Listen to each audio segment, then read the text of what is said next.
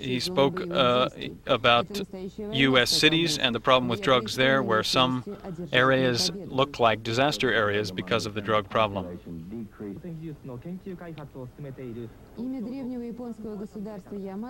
The Yamato name of the ancient Japanese state is now the name of this research ship.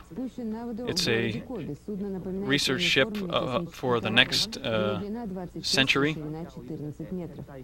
26 meters long, 14 meters wide. Today in Paris, the fashion shows of the summer and fall season began. We saw clothing of various styles shown by the top French designers.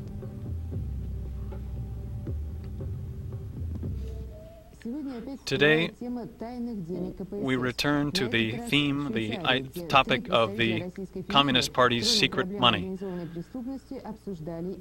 Today in Switzerland, this question, along with the question of organized crime, was discussed. Valentin Stepankov met with Swiss law enforcement officials to discuss this question. Criminals everywhere, they said, work by the same rules.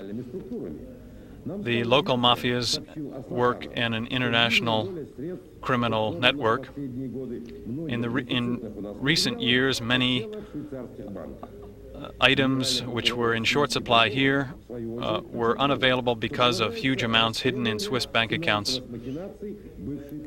This is the result of the financial machinations of the former party bureaucracy. I think that with the help of our Swiss colleagues, we can reveal some of the secrets which are held in Swiss banks. What resources, funds of the Communist Party are being talked about here? We're talking about the money and other valuable items which were transferred through various commercial structures, including joint ventures, to a series of Swiss banks. The search for this money in Russia has resulted in some successes, the money has been transferred to the Social Protection Fund by President Yeltsin's order, and I believe that we will have successful in finding resources in Switzerland and other countries as well. By tradition, we give information from the Ministry of Internal Affairs on criminal statistics at the end of the program. It's time for us to admit, however, that the economic situation in the country is a main cause of crime. It turns out that it is premature to think that we have ended our obsession with creating giant projects. The number of crimes committed in Russia last year was over 2 million.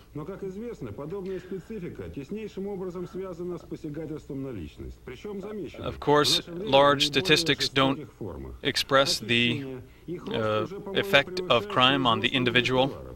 The main crimes are theft of all kinds of goods which are in short supply from train cars and other places. What's the reason for these thefts? We cannot say that the economic situation is not a reason for crime. It's not simply the urge to steal which motivates criminals.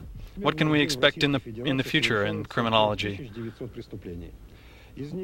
We have been investigating 5,000 crimes recently, of which 400 were murders. In 1991, crime rose by 87%. Theft rose by 2 times. Attacks on militiamen, policemen, rose by only 6%. Perhaps we will have success in trying to change the situation. The Russian parliament is considering a new criminal code. The new Justice Minister, Nikolai Fyodorov, he said at a press conference, the code will attempt to safeguard human rights. And, excuse me, I'll check the wording here. And you will see more detail about this press conference at midnight on the Novosti program. Good night.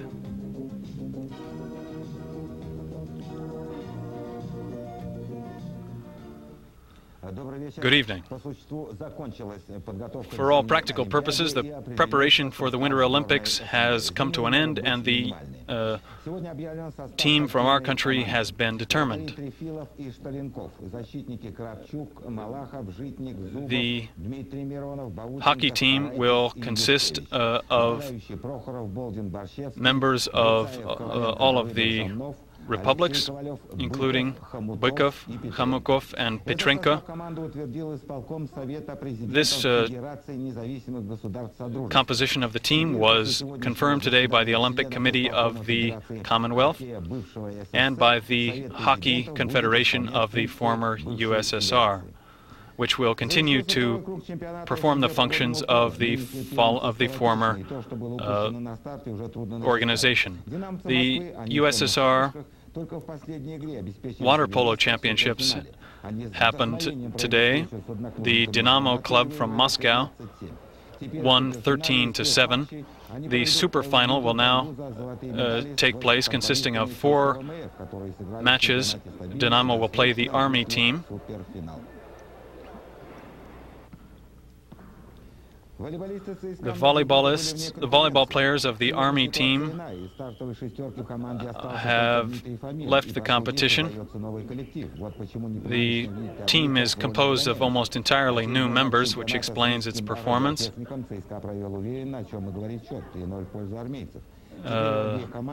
Both of these teams will advance, including the Donetsk Shakhtar team. This is darts. It's a very popular game in both West and East, but it's just beginning to develop here. Here's the champion from the Middle Ural. An insurance company sponsored a tournament here. Sergei Romanov from Moscow won the competition. This sport is accessible to anyone. It can be played anywhere. It's fun to play and fun to watch as well. I believe it will become as popular as football or basketball here.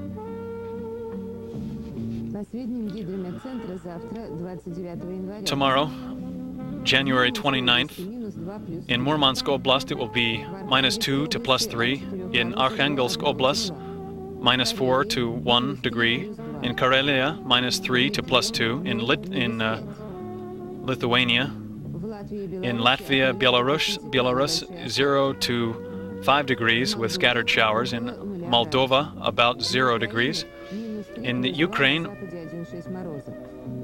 in Armenia, -4 to -9. In the Ararat Valley, 0 to -5. In Azerbaijan, in the central region, 0 to -6 with scattered showers. In St. Petersburg, 3 to 5 degrees below 0.